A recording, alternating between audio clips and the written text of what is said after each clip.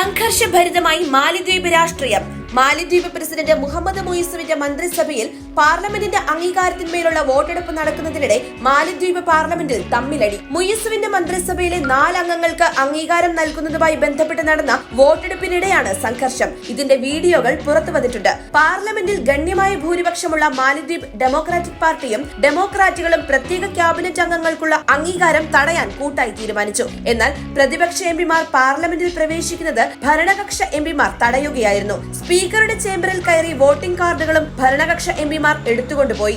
ഇതോടെയാണ് സംഘർഷം ഉടലെടുത്തത്. ഭരണകക്ഷി എംപിമാരുടെ ധിക്കാരത്തിൽ വിയോജിപ്പ് പ്രകടിപ്പിക്കാൻ വേണ്ടി സ്പീക്കറുടെ അരികിലെത്തി പ്രതിപക്ഷ എംപിമാർ സംഗീതോപകരണങ്ങൾ വായിച്ചു. ശബ്ദം സഹിക്കാതെ വന്നതോടെ മാലിദ്വീപ് പാർലമെന്റ് സ്പീക്കർ ചെവി പൊത്തിപ്പിടിക്കുന്നതും പുറത്തുവന്ന വീഡിയോയിൽ കാണാം. അറ്റോർണി ജനറൽ അഹമ്മദ് ഷാം, ഭവന, ഭൂമി, നഗരവികസന മന്ത്രി ഡോക്ടർ അലി ഹൈദർ, ഇസ്ലാമിക കാര്യമന്ത്രി ഡോക്ടർ മുഹമ്മദ് ഷഹീം അലി സയീദ്, സാമ്പത്തിക വികസന മന്ത്രി മുഹമ്മദ് സയീദ് എന്നിവർക്കാണ് അംഗീകാരം നൽകാത്തത്.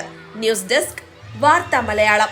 കൂടുതൽ വാർത്തകൾക്കായി വാർത്താ മലയാളം ചാനൽ സബ്സ്ക്രൈബ് ചെയ്ത് തൊട്ടടുത്ത് കാണുന്ന ബെല്ലൈക്കൺ ക്ലിക്ക് ചെയ്യുക.